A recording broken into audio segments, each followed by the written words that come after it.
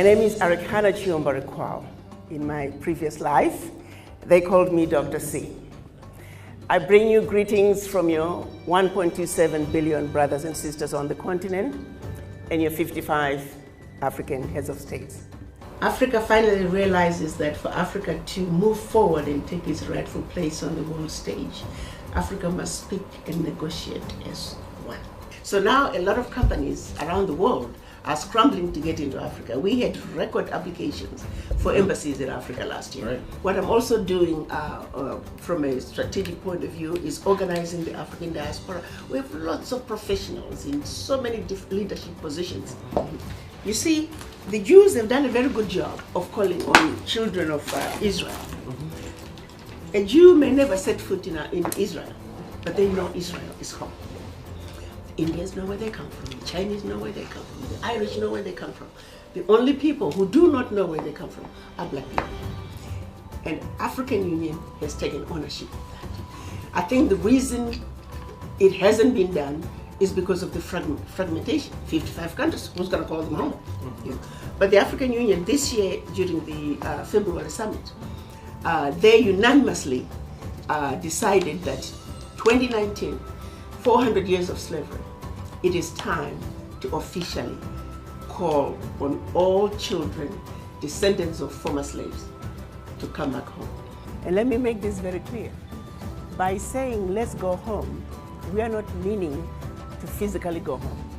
We are saying, know that Africa is home. And that if you want to go, you're welcome to go anytime. Yes.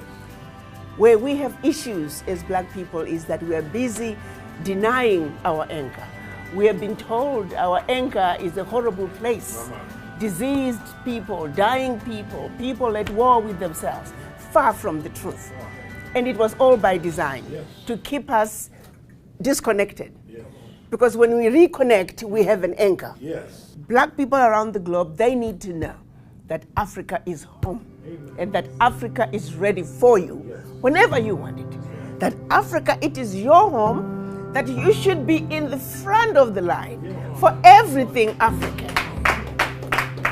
Your Africa is getting ready to open up big time. Yes. Bigger than you can even imagine. Yes. For the first time, they had a meeting last week in Nairobi. The former Prime Minister of Kenya, Raila Odinga, he is now the special envoy for infrastructure and development in Africa. Because we now have the 22 ratifications, implementation of the Continental Free Trade Area is going to start sometime this summer. So that means we need to come up with a strategic plan for the development of the continent for the first time. Not the individual countries. Right. This has never been done before. So they're wanting a core group from the diaspora. So that way, all the opportunities, they will go to the diaspora and the Afro-champions first. We get to pick what we want. If there's anything left that we can't handle, but I doubt there will be. But they're saying, we have got to look at Africa first. Africa and its children first. So they said, Ambassador, get the diaspora organized. This is so exciting that we can go home. Yes. And when we can tell our children where home is.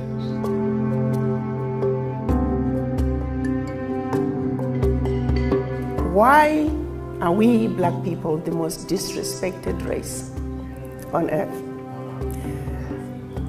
I wonder, was there a memo that was sent out around the globe that wherever you see black people and you are not black, you are automatically superior? See, we are being told our continent is a continent of diseased and dying people, all by design. We're being told we are inferior to others, all by design. They got together so they can organize themselves, so they can see to it that Africa and her children are forever defeated and dominated. So they chopped us up into the tiny little countries that we know today. It was done in a way to see to it that these little economies can never survive on their own. And should they manage to survive like us, we always do, we'll make it somehow. We are easy to destabilize. We were set up to lose.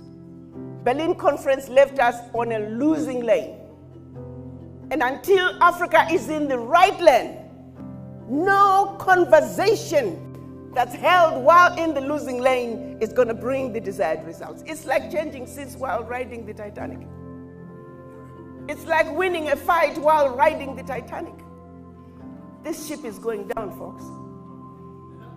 And the sooner we realize that there are holes in the Titanic and that we should come together and fix the holes in the Titanic so the Titanic does not sink, we're all going down.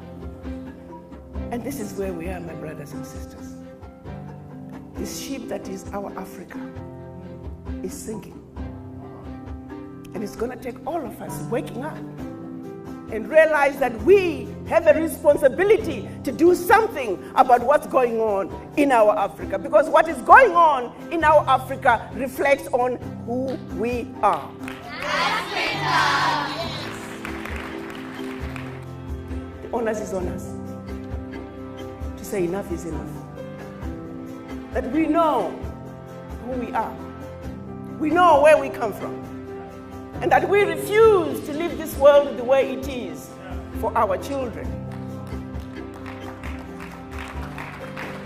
That the real battle for us is right here. The shackles of the mind. Until we can free ourselves, until we can have a serious conversation with the image in the mirror and ask ourselves the very important question, am I colonized? Am I suffering from the legacy of slavery? Why do I think the way I do? Why can't I trust my brother? Why can't I trust my sister? That is where the battle is. So the question I have for all of you, are you ready to have that conversation?